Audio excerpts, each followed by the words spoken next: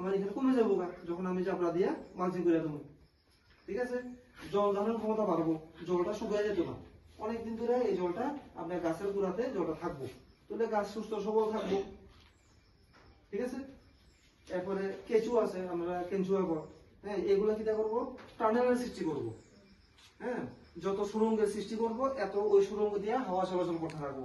যত হাওয়া চলাচল করতে থাকবো, গাছের শিকড়গুলো সুন্দর করে বাড়বো।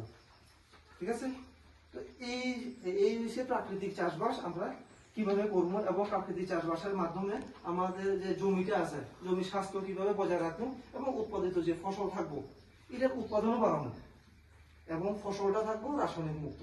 যদি ফসলটা রাসায়নিক মুক্ত থাকে, এটা আমি বাজারে যখন বিক্রি করতে যাবো, যদি অন্যেরা 20 টাকায় বিক্রি করে, আপনারা এটা 25 টাকায় বিক্রি করতে পারবেন। এবং মানুষ এখন স্বাস্থ্য সচেতন মানে হয়ে গেছে।